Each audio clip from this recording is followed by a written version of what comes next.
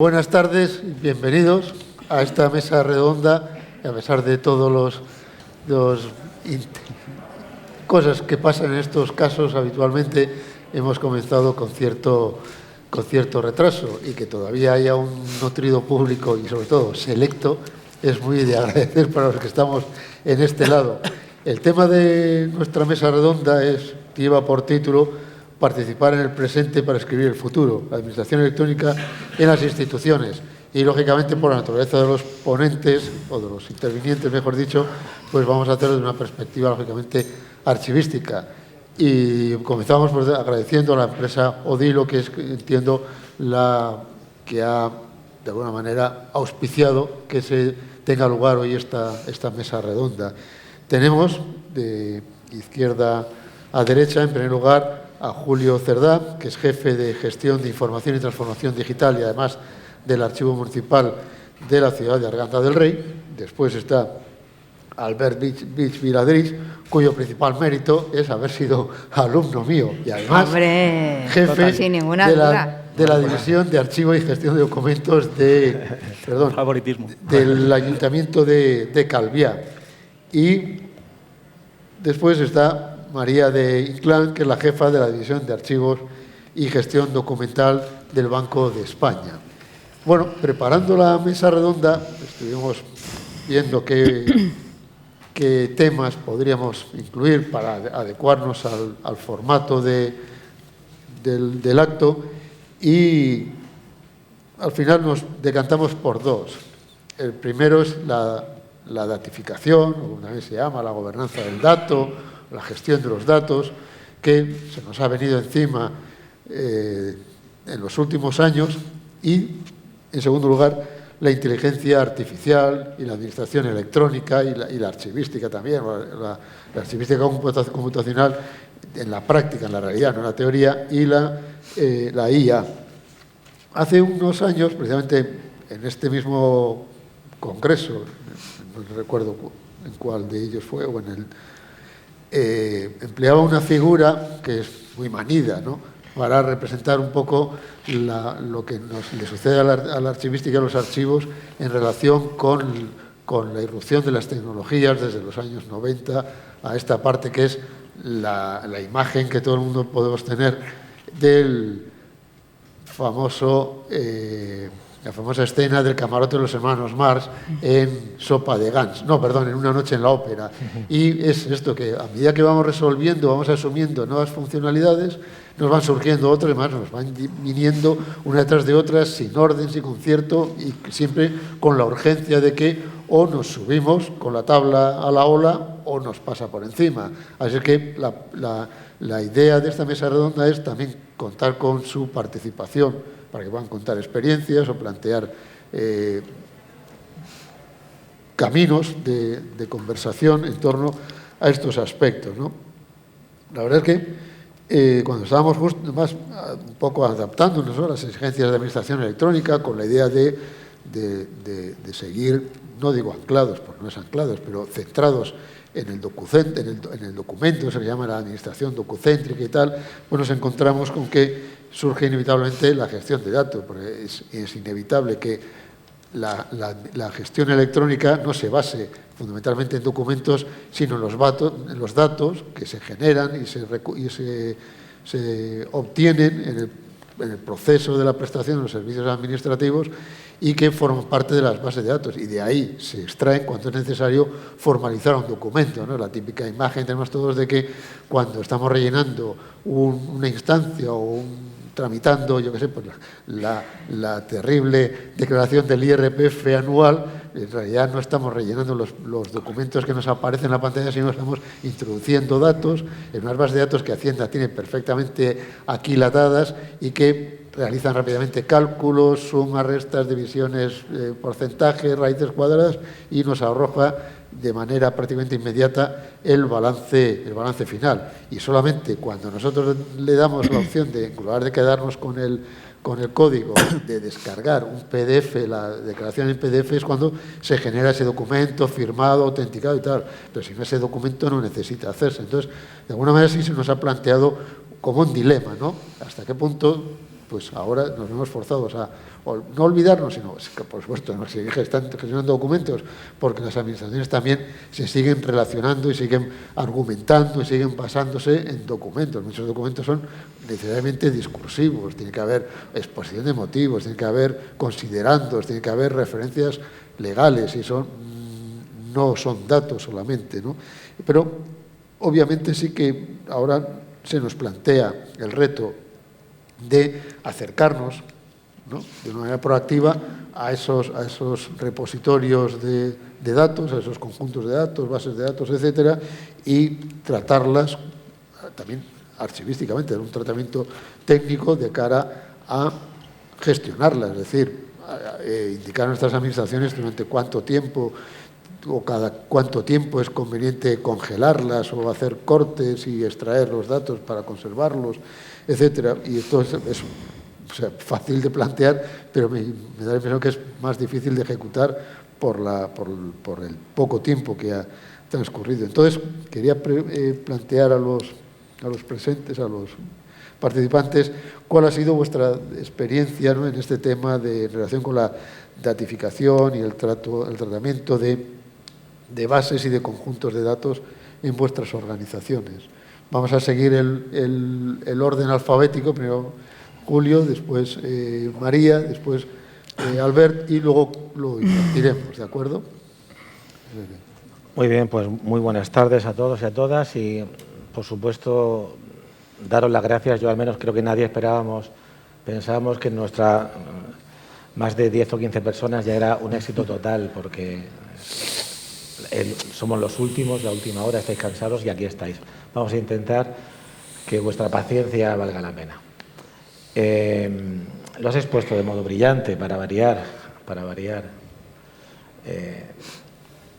Tenemos que elegir en esto del gobierno de la información, entre ser gobernantes o gobernados. Eso es una frase que viene de la polis griega y demás, pero que se aplica perfectamente a la gestión de información. Y por supuesto, evidentemente, el modelo de éxito que todos tenemos, y claro, no es que sea sencillo, es viable. El modelo de éxito en el negocio de la información es Amazon, gestión de datos, son los bancos, gestión de datos, es la agencia tributaria, gestión de datos, y nadie, o casi nadie. ¿Alguien ha escuchado hablar de los expedientes de Amazon? De los expedientes bancarios, que sí, te piden para la hipoteca, pero no, eso es puro maquillaje. Realmente todo va a un sistema de gestión donde el core, el núcleo, son los datos. Y que aparentemente es una pura virtualidad, como todos sabemos, cuando se genera la vida laboral o cualquier documento de PDF, no deja de ser una lectura del sistema para que te genere algo que sea comprensible para el vecino, para la empresa, para quien fuera. Y nuestro negocio está ahí, pero cuidado, que nos cuesta mucho desprendernos de la mochila de las decenas de años que llevamos en este ámbito. Es decir, aquí no aplican los paquetes de información, aquí no aplican las estrategias de preservación que tenemos en mente desde mi punto de vista. No conozco ningún caso, y si lo conozco meramente anecdótico, que para mí no es ejemplo, de archivado de una base de datos que no sea, eso para mí no es un ejemplo, de una tabla lineal con 1000 registros, no, eso no es un Excel que hago a PDF. A ver quién me archiva una base de datos relacional que sea, que tenga muchísimos, que no es, ni tiene sentido. Lo que tiene sentido es que, sin ningún género de dudas, el mejor expediente es el que no tiene ningún documento en esta nueva etapa. Ese es el expediente perfecto. Igual que el archivo perfecto es el archivo, yo siempre lo digo, es mi sueño que esté vacío por construir, ¿no? Pero como venimos, nuestra generación, bueno, la mía, la vuestra de alguno, pero muy poquitos, viene de gestionar del caos de las administraciones, y hemos nacido por el caos y para intentar que ese caos se convierta en algo. Pero eso es otro ámbito, otro mundo que sigue persistiendo, que sigue existiendo, pero son inercias que vienen del siglo pasado. Estamos en el año 2023, que no se nos olvide. Entonces, mi reflexión,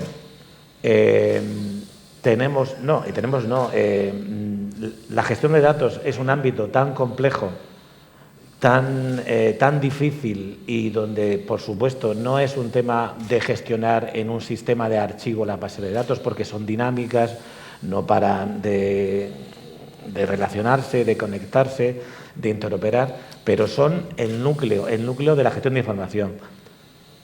Os pongo un ejemplo para concluir, para dejarle el paso, y que no he escuchado ni un solo comentario en ninguna mesa de debate del terrible caso que hubo hace una semana en Murcia. Soy murciano, creo que la mayoría lo sabéis.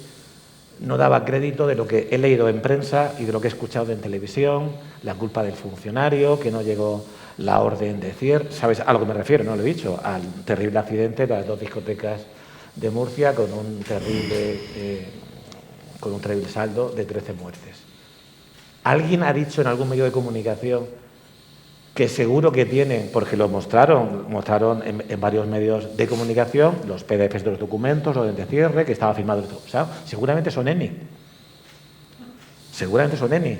Y son íntegros, fiables, auténticos y todo. Pero no hay un sistema de gestión de información, que es lo que a mí me interesa. Y hemos provocado de modo indirecto, que nadie lo ha dicho en ningún medio de comunicación, no puede ser que alguien inicie de oficio un expediente, nada menos que de un sancionador de industria, de una actividad que sí o sí el que lo inicia el procedimiento, que no debería ser un procedimiento, lo que para mí eso es horripilante, eso del simplificado, que es un sistema de gestión documental electrónica que consiste en hacer PDFs y subirlos. Y allí se firman y ya veremos qué pasa con ellos. No tiene un modelo de datos detrás para que cada fase de ese procedimiento, el que lo inicia, sabe en qué fase está, lo puede consultar y si no cumple los plazos, por supuesto que revierte al principio. Y si yo soy vecino de Murcia, es un dato público, si hay una actividad que tiene que estar cerrada, como hacen otras administraciones fuera de este país, publica un mapa de intensidad, un mapa con puntos, que dice locales comerciales, cerrado, abierto, cierre, tal, porque eso no existía. Y ahora se echa la culpa al funcionario. Publica, que me quedé ya totalmente ojiplático, un PDF de un acta de inspección hecha con bolígrafo. Seguro que tiene un sistema de gestión documental electrónico de un enorme proveedor que no tiene la culpa el proveedor. Es que no hay un sistema de gestión de información detrás.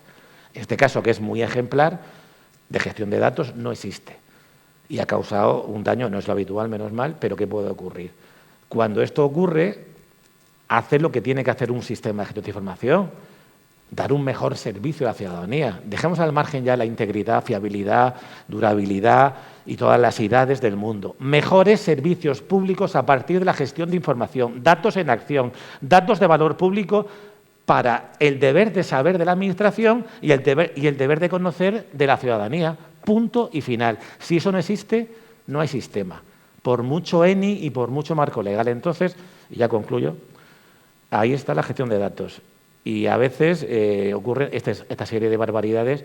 No he escuchado esta reflexión en ningún medio de comunicación. Bueno, ya cuando dijo el señor abogado que se le había quemado la licencia y nadie dijo nada allí, bueno, da igual el medio de comunicación. Digo, ¿qué pasa? No es sede electrónica, no es una persona jurídica, no es un obligado. Nadie lo dijo, nadie dijo eso. Es decir, te das cuenta que lo que tenemos, lo que tiene, ojo, yo soy de Murcia, tiene un gran proveedor, una gran empresa, pero no hay un sistema detrás. Igual puede ocurrir en Villaviciosa, que en Arganda, que en Alcobendas, que en cualquier ciudad nuestra. Y hasta aquí de momento. María. Pues muchísimas gracias, José Ramón, Julio, Albert. Muchas gracias a Odilo por invitarnos a Banco de España a participar en esta mesa redonda. Es un placer para mí compartir esta tarde con estos 3 caballeros con los que espero discrepar muchísimo. Un poco respecto a lo que comentabas, José Ramón, bueno, pues yo creo que el dato es uno de los grandes retos, ¿no?, que tenemos en los archiveros, los profesionales, y que tenemos en los archivos, ¿no? Realmente, bueno, probablemente hablaremos a lo largo de la tarde de hoy de la calidad del dato, de lo importante de los metadatos, etcétera, ¿no? Pero yo simplemente voy a poneros 2 ejemplos de 2 realidades completamente tangibles. Podría haber cogido otros ejemplos, ¿no? Pero de una situación que nos pasa, ¿no? Nosotros, el archivo del Banco de España está conformado como archivo desde el año 1782. Tenemos, por ejemplo, nuestras series de contabilidad desde el año 1782 hasta ahora, en papel hasta el año 2010. Hasta el año 2010 tenemos exactamente 46 series documentales de libros mayores, de las sucursales de Madrid, de cartas comerciales, de billetes, muchísima información, ¿no? Entre esos tenemos los famosos libros de contabilidad, donde viene que Goya, se le contrata a Goya para hacer los cuadros del banco, ¿no? Imaginaos lo importante que son. Tenemos esos libros en papel desde el año 1782 hasta el año más o menos 2010, en diferentes formatos, os podéis imaginar. Desde el 2010, de las 46 series, nos avisa la unidad productora, o sea, intervención, que 43 nos las va a dejar de transferir, porque son en electrónico, o 42, algo así. Del año 2010 al 2023 se han desmaterializado otras 3 series. Nos quedan 2 series de contabilidad, de las cuales a día de hoy una es híbrida, que está a punto de desaparecer. O sea, que seguramente en el año 2024 vamos a tener una única serie de contabilidad en papel. ¿Qué le vamos a dar a nuestros investigadores cuando dentro de 20 años nos digan, oye, ¿me das los libros contables del año 2015? ¿Qué les vamos a dar, no? Pues es el gran reto que tenemos por delante, ¿no?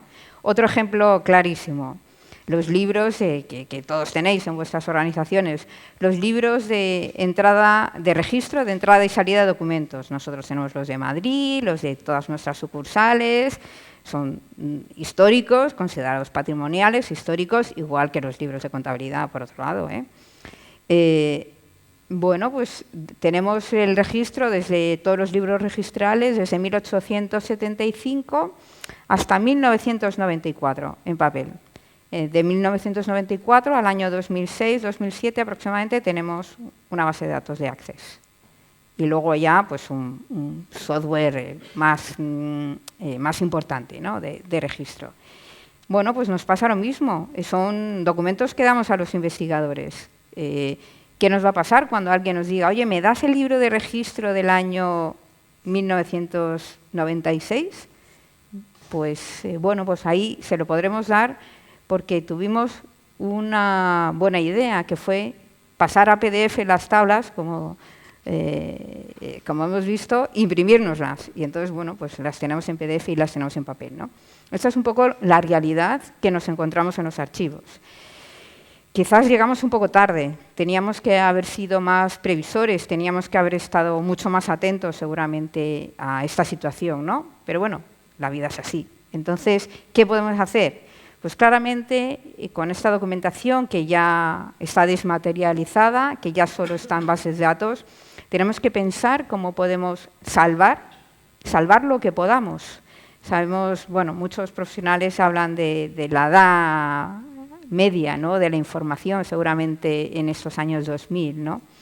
Porque vamos a perder mucha información, lo sabemos. Pero, por un lado, tenemos que intentar hacer lo posible para intentar salvar esa información dentro de lo que podamos y, desde luego, ya actuar para que no nos vuelva a pasar.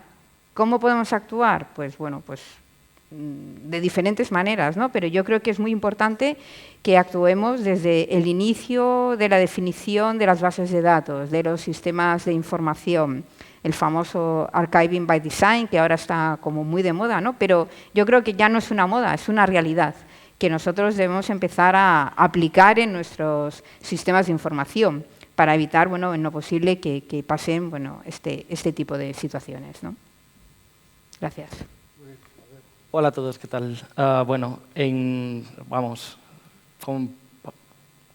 harto la mesa con estos compañeros y es verdad que estoy súper contento. Seguramente no cuento con la experiencia ni con los conocimientos de mis compañeros, pero bueno, voy a intentar estar a la altura. Nada, deciros que voy a iniciar este asunto diciendo o analizando la función o la responsabilidad del archivero, del gestor documental en el rollo que os acabamos de contar. Y es verdad que muchísimas veces hemos estado relegados en la parte final del dato. Y ahí viene el quid de la cuestión. Cuando tú estás relegado en la parte final del dato, no lo analizas desde el comienzo y no lo configuras desde el comienzo. Entonces, dejas los errores que actúen por ellos solos.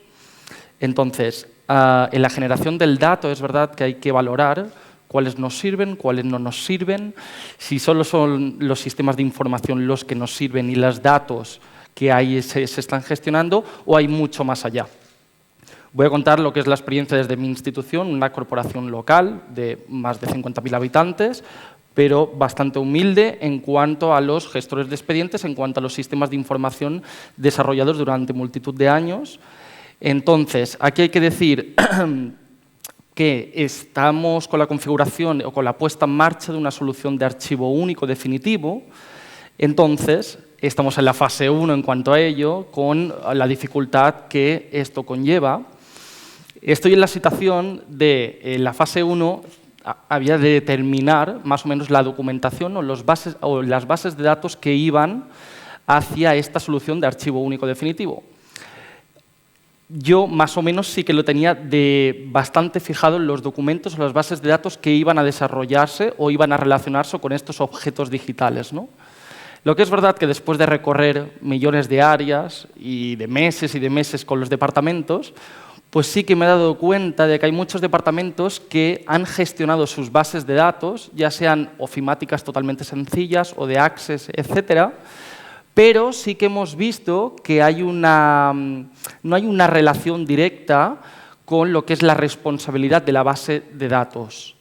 Desde las áreas no se han hecho responsables y han marginado esa responsabilidad hacia el servicio de informática o hacia el servicio del archivo. Y esto es verdad que lo vivimos de tal manera que yo no soy conocedor de todas las bases de datos que están desarrolladas por la multitud de departamentos que hay en mi corporación. Entonces, ¿cuál es la solución desde ahora? O desde la puesta en marcha de los sistemas de información muchísimo más desarrollados en cuanto a eso. Supongo que la función del archivero del gestor documental es ser mucho más activos en la configuración del dato. Es lo que llamamos la arquitectura del dato como tal. Entonces tendríamos que ser mucho más activos ya en la configuración de herramientas que nos den los datos que nos sirven de verdad. Si no, de aquí a 20 años vamos a hablar exactamente de lo mismo. Se han generado multitud de datos sin ni relación, ni bases de datos fiables, ni absolutamente nada. Y es, pues, una vez más, vamos a erradicar esto. Entonces, una de las soluciones es esta, ser mucho más activo en la generación del dato y en la configuración de este. 2, responsabilizar a las áreas, pues que muchas veces es verdad que se sienten totalmente irresponsables de sus bases de datos. Y el kit de la cuestión sería homogenizarlas, que la homogenización de base de datos, esto daría 10 charlas más. Lo que pasa es que es verdad que es una de las funcionalidades, es uno de los objetivos, con las áreas departamentales de cualquier institución, llegar a hacer esto de una manera más homogénea o de la manera más oportuna, ¿no? Si hemos puesto en marcha gestores de expedientes o sistemas de información que nos gestionan automáticamente los expedientes o vamos con el objetivo de eso, ¿dónde están las bases de datos? Digo, las bases de datos ofimáticas hipersencillas que, por ejemplo, un usuario de cualquier institución maneja. ¿Dónde están los archivos y las bases de datos de estos usuarios? Entonces ahí se nos abre un abanico de oportunidades pues, que sí que tendría que ser función del archivero y además de todo eso, es que nos asumimos más roles en una institución. Lo digo porque es verdad que últimamente hemos sido relegados estos años en una figura, en una institución que no sabe a ciencia cierta cuáles son las funcionalidades de esta. Entonces, hay que darnos más oportunidades y desde ser más activos en la configuración del dato, yo ahí, a mi entender, es el abanico de oportunidades pues, que ahora necesitamos. Muchas gracias, Albert. Además, que has dado la ocasión para otro tema que os propongo para debatir, y es, en vuestra opinión, un par de funcionalidades o compromisos que debería asumir el archivero para ayudar a las organizaciones en la gestión de los datos. María. Bueno, yo creo un poco completando y en línea con lo que ha dicho Albert, ¿no? A mí me parece clave, por supuesto, la normalización del dato, que el dato sea de calidad, que los datos estén estructurados, ¿no? Si el dato no es que sea fiable, si el dato no es bueno, no vamos a tener información buena, ¿no? Preparando la mesa, leía estos días que creo que es hasta el año más o menos 2015, en las organizaciones había un 10% de información estructurada, datos, en el 2015. En el 2023 ya estamos en un 35%. Esto es una realidad imparable, ¿no?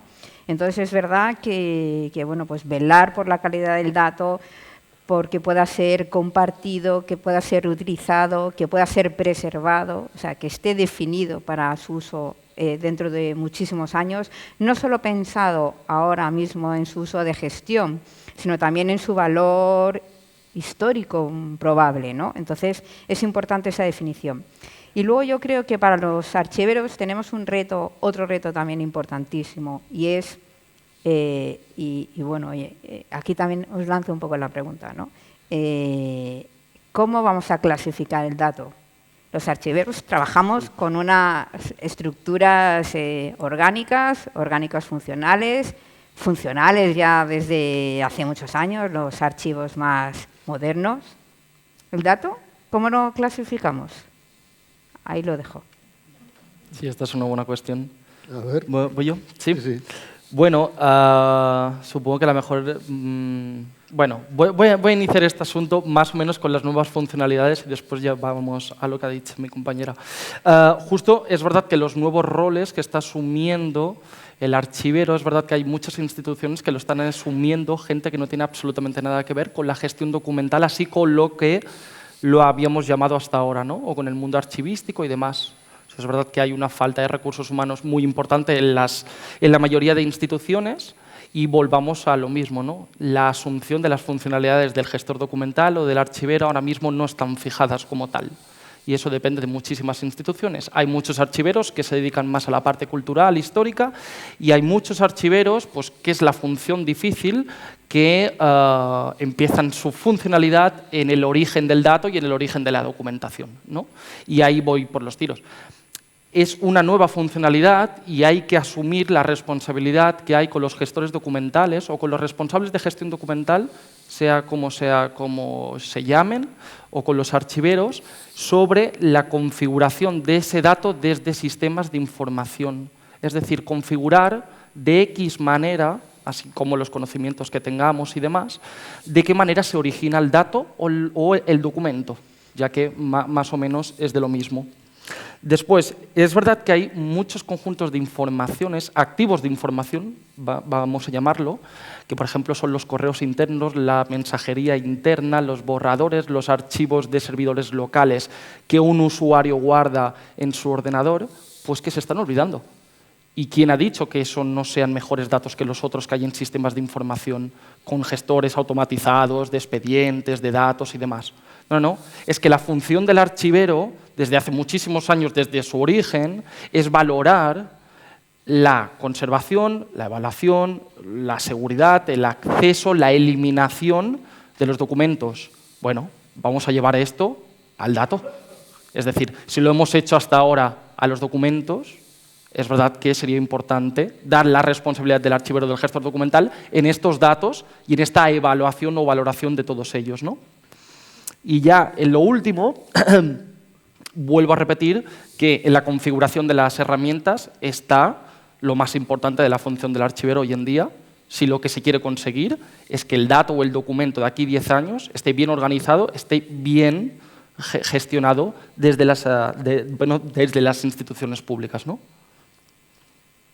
Muy bien. Ahí me quedo. Julio. Vale, yo creo que tengo suficiente con 15 minutos, ¿eh? No hay problema. Nada, es una broma, es una broma. A ver si se toman en serio. A ver, vuelvo a insistir en una cuestión y voy a hacer una metáfora. Estaba ahora pensándola esto sobre la marcha, ¿eh? Esto es, así lo estaba escribiendo aquí en este cuaderno de papel. Antes decía que hay que elegir entre estar entre los gobernantes o los gobernados. Yo me gusta promover, hacer, cocinar. Me encanta la cocina por la parte de creatividad, de experimentar, de equivocarte, que se queme, lo que fuera. Tiene la opción B de no cocinar, no pasa nada. Tiene que haber gente en la mesa esperando a que otros hagan su trabajo. Y luego quejarse que está aquello quemado, que no me gusta, ya te dije yo, que tal... Porque tiene un libro de cocina, unas normas ENI y tal, un manual de archivística o de lo que fuera. Gran José Ramón. ¿Eso de qué vale? Hay que estar en la cocina. Y para estar en la cocina tenemos que trabajar cerca de la cocina. Hay otros que prefieren, es una opción, trabajar en el jardín, ser jardineros, unos rosales maravillosos, unos portales de difusión que te mueres, que hay que tener, pero es otro ámbito. Si queremos cocinar, tenemos que estar cerca de la cocina. ¿Dónde está la cocina? En la gestión de información actual. Y a partir de ahí, cuando uno va aprendiendo, porque realmente uno aprende porque está tan motivado, quieres estar en primera línea, porque cuando yo comencé, la primera línea era esa, la mesa, era que nos traían las carpetas, las cajas, se servían y éramos archiveros y ya está. Pero ahora eso ya acabó, hace tiempo acabó. Y ahora se gestiona la información en otro sitio, que es la cocina de los procedimientos, la cocina de los portales de datos abiertos, de la transparencia, de los servicios públicos, de los chatbots, de la gestión de información en general, y donde nuestro bagaje se multiplica exponencialmente. Y a partir de ahí, imaginar servicios que vais a flipar, porque tenemos en la cabeza nuestro ayuntamiento, nuestro Banco de España, nuestra Diputación, lo que fuera, lo tenemos en la cabeza. Y es fácil, al menos fácil, viable esa conectividad de información, de datos, y lo que aportas nadie lo puede aportar, nadie tiene esa experiencia, nadie tiene ese conocimiento. Ahora, tienes que estar dispuesto a estar en la cocina, quemado, salpicado, chapurreado, vilipendiado, incendiado y todo lo que tú quieras que te puede pasar en la cocina, nunca en el jardín. Un sitio precioso, fácil, rápido, huele que alimenta, unas vistas maravillosas, que hay que hacerlo. Pero no es mi negocio. Si queremos estar para fortalecer la democracia, para mejorar los servicios públicos, para crear conocimiento, que es nuestra profesión desde el siglo XVI, hay que estar en la cocina. Y quien quiera estar en el jardín, perfecto, es otra profesión. Y hace falta mucha gente en la cocina, mucha gente, no hay apenas nadie. Y cuando hay otros, es porque otros no pueden, no quieren o no saben estar. Pues chico, chica, aprende. Y no es cuestión de decir, es que yo, ¿tú qué? Dime qué aportas. No es que lo dice aquí. ¿Qué dice aquí? No va de esto. Va qué puedes aportar en ese equipo, adaptarte. Hay proveedores estupendos, cargos estupendos y compañeros estupendos. Búscalas, únete a ellos y estate dispuesto a quemarte, pero al final, por lo menos, cuando te vayas, pues oye, lo has intentado. Y hasta aquí. Pues muchas gracias, Julio, por tu exposición tan sentida, por lo menos. Pero aquí surge también otro, yo no voy a decir viejo conocido porque es muy nuevo, que es el famoso blockchain, que parece el que ya como que está, no sé si está pasando de moda. Bueno, yo tengo amigos informáticos que siguen formándose en la materia y tal, y están empezando a experimentar, pero sí me gustaría saber si, o propongo, ¿no?, que nos expliquéis si conocéis, ¿habéis tenido alguna experiencia o conocéis algún caso de éxito de la aplicación del blockchain o la incorporación del blockchain a la gestión documental? Volveríamos... Bueno, comenzarías tú, Albert, sí. Vale. Supongo que la mejor manera de esto es hacer un resumen de lo que yo considero que ha sido un éxito, que hace 2 años que lo sigo bastante determinadamente. Es un éxito que nos viene de Uruguay, diversos especialistas en el año 2019, juristas, archiveros, gestores documentales, de todo. Había unos responsables de la hostia en millones de instituciones. Decidieron digitalizar masivamente un conjunto de 2.500 documentos, expedientes y demás, porque hablábamos de la oposición uruguaya a la dictadura del año, que acabó justo en el año 75, si no voy mal. Hablábamos de que en un archivo se vio toda esa documentación en una época de revisionismo, de negacionismo, en una época bastante difícil de determinar. Entonces, la mejor solución de estos juristas, archiveros y demás fue digitalizar masivamente esos 2.500 documentos. Hablo de fichas de detenciones, de artículos y de más documentación, y buscaron la mejor solución iban con el objetivo de evitar la inviolabilidad de la documentación, es decir, buscar un repositorio seguro, fácil de acceder y disponible a nivel mundial. Entonces, utilizaron esta herramienta y es verdad que unificaron el hash y subieron lo que es la mayoría de documentación a una red computacional enorme y allí vieron los resultados. Los resultados, es verdad que hay los puntos fuertes y los puntos más, bueno, yo no voy a decir ni debilidades ni demás, pero que es verdad que también es importante analizar. Los puntos fuertes supongo que es que todo se unifica en una misma red, a nivel de todo el mundo. Es decir, no vamos a hablar solo de un continente, de un estado, de una autonomía, etcétera. No, la red es totalmente universal.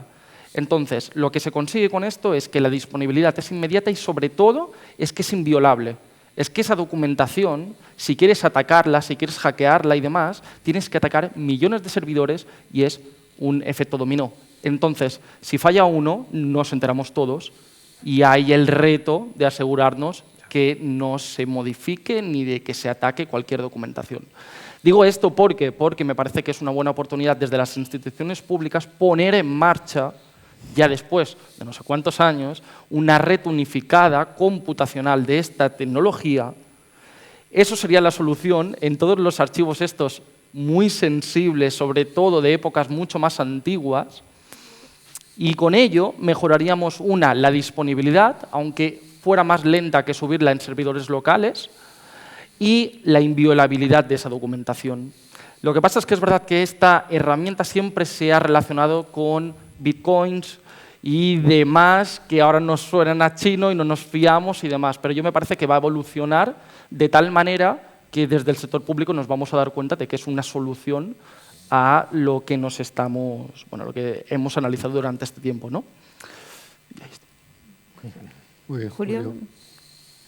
Vale, yo voy a contar una experiencia, no es exactamente de blockchain, pero bueno, es de las tendencias que ahora tanto se habla y se ha hablado mucho en el Congreso de inteligencia artificial. Y antes comentaros un comentario que me hizo un jefe de tecnología, del sistema de un ayuntamiento muy importante de este país, que cuando estábamos hablando en un café de temas de clasificación, de descripción, de metadatados, de ENI y tal, dice, no, eso en mi ayuntamiento, menos mal que no he dicho el que es, iba a decirlo, eso está solucionado. Claro, yo, pues cuéntame. Y me dice, no, estamos comenzando a metadatar de modo automático a partir de un sistema de IA, pero para reemplazar lo que él decía que aquello era muy antiguo. Yo le puse el ejemplo y digo, vale, perfecto, mira, ahora cuando acabemos el café vamos a llamar un Uber y me han dicho que hay uno que viene sin conductor ya, que han sacado un Uber sin conductor.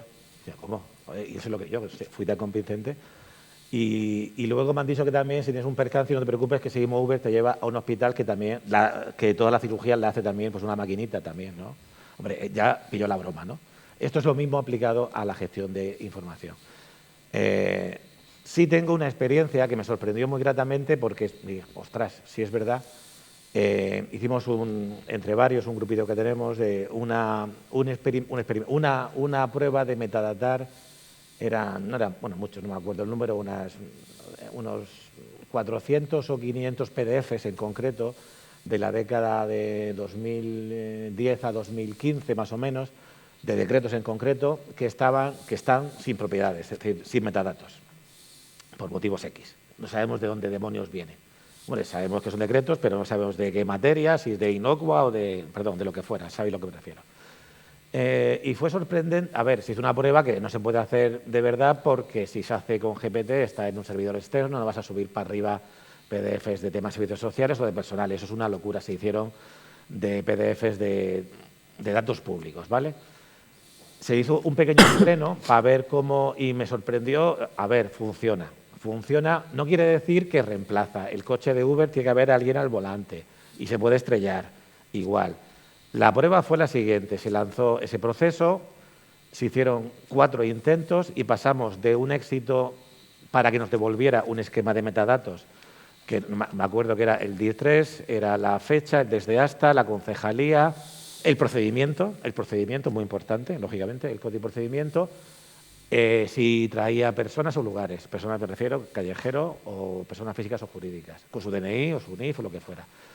Y, ostras, perdón, da mucho gustito que enchufes 500 PDFs y te devuelva unas tablas, que son unos JSON, unos JSON, que luego hay que comprobar si se equivoca o no se equivoca, que el trabajo es el mismo, porque claro, si luego tienes que cotejar PDF con uno hasta tal, pero yo quería hacerlo para ver, que lo que comentaba ahora el experimento, la tasa de éxito. Y en el cuarto entreno pasamos el máximo éxito, porque luego se confundía, al 80%. Pero claro, hay que revisar todos los PDFs, porque no vas a colocar un procedimiento que es una inocua, que sea un expediente de tráfico, por ejemplo. Pero al menos sí me valió para ver que sí es posible. Ahora mismo, también es posible, sí, cuidado, es posible. Y también es posible que se reemplace por una máquina, un sistema, y asumir el margen de error, que es lo que me decía este compañero de una gran capital de provincia. Os lo dejo ahí.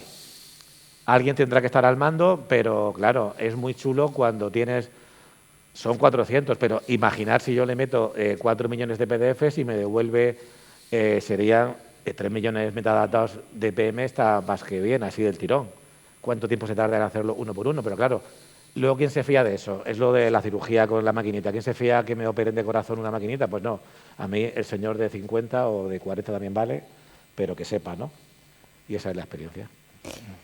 Bueno, nosotros un poco respecto a lo que preguntabas, José Ramón, del uso de blockchain y bueno, pues esa tecnología. Bueno, pues en Banco de España tenemos experiencia más desde el punto de vista regulador, ¿no?, de las monedas digitales, porque realmente desde el punto de vista de la gestión documental, desafortunadamente no tenemos experiencia en blockchain.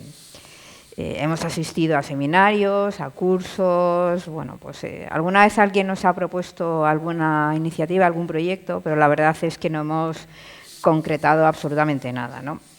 Yo creo que, bueno, pues el blockchain tiene, como todos os podéis imaginar, luces y sombras. Llevamos más de 15 años hablando de blockchain, y desde el año, más o menos, yo creo que la tecnología empezó en 2007, 2008 aproximadamente, y ya en el 2015, 2016, bueno, pues parece que su uso de cara a la gestión de los documentos puede ser interesante, ¿no? La realidad es que yo creo que va muchísimo más lento de lo que podíamos prever cualquiera de nosotros, ¿no? Hace años se decía, no, bueno, va a ser la tecnología más disruptiva. Bueno, prácticamente ya no se habla de blockchain, ya hablamos de inteligencia artificial, pues como el ejemplo de Julio, ¿no? Él nos ha contado un ejemplo más relacionado con inteligencia artificial que con el propio blockchain, ¿no? Entonces, bueno, pues la verdad es que seguramente lo podamos utilizar enfocado a la preservación de la documentación, que tenga usos desde el punto de vista de la documentación, que haya documentos que se transformen en esa tecnología y tengamos documentos diplomáticamente completamente diferentes en los próximos años, pues seguramente vayamos en esa tendencia. Pero la verdad es que ahora mismo yo creo que me da la sensación, y esta es una opinión muy, muy personal, pero que se está retirando del foco, porque además tiene dos problemas importantísimos. Uno es la cantidad de recursos que se necesitan para la generación de la tecnología, y ahora mismo, bueno, pues con esta crisis energética que tenemos, parece que no es el mejor momento de gastar energía en el tema del blockchain. Y luego, bueno, pues tenemos un problema muy serio de gobernanza de la información y gobernanza de los datos que se generan en el blockchain. Blockchain es un mercado nada regulado. Yo hablo desde un regulador, con lo cual el Banco de España y a cualquiera que hable de un sector que no esté regulado, pues nos cuesta meternos en ese mundo, la verdad. Bueno, pues la última intervención nos lleva inevitablemente a la segunda parte de la mesa, y es que yo no sé a quién se le ocurrió y en qué momento decir aquello a la humanidad de marchemos todos juntos, yo el primero, por la senda digital, porque desde entonces yo veo que estamos como metidos en un torbellino que va a toda velocidad. Sí. Es imprevisible porque estamos empujados o arrastrados por las tecnologías que son imprevisibles, igual que aportan soluciones que te parecen fabulosas, que son incuestionables, también nos genera un poco de, no voy a decir tampoco de ansiedad, pero sí un poco de inseguridad, ¿no?, respecto de qué vamos a ser capaces de hacer en este entorno de inteligencia artificial, ¿no? Además, sobre todo en nuestra profesión, que al menos los que pintamos canas, si nos queda alguna todavía sobre la cabeza, tenemos esa idea, ¿no?, de que cuando empezaron la incorporación de los PCs, de las tecnologías allá en los años 80, pensábamos que nos iban a barrer, y luego el resultado ha sido justo lo contrario. Si las tecnologías han hecho algo en nuestra profesión, ha sido tirar de ella y demandar nuestra participación.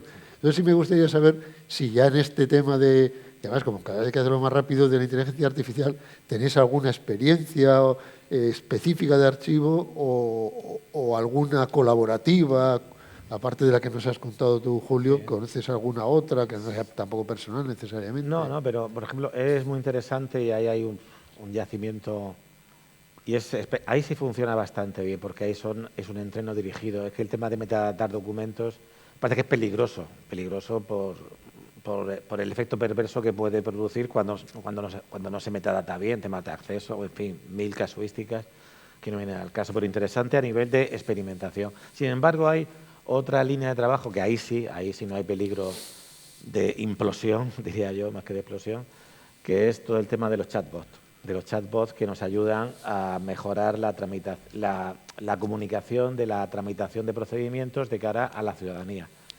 Y que eso es espectacular cuando se parte de un sistema de gestión de documentos y de procedimientos normalizado, metadatado, interconectado y demás.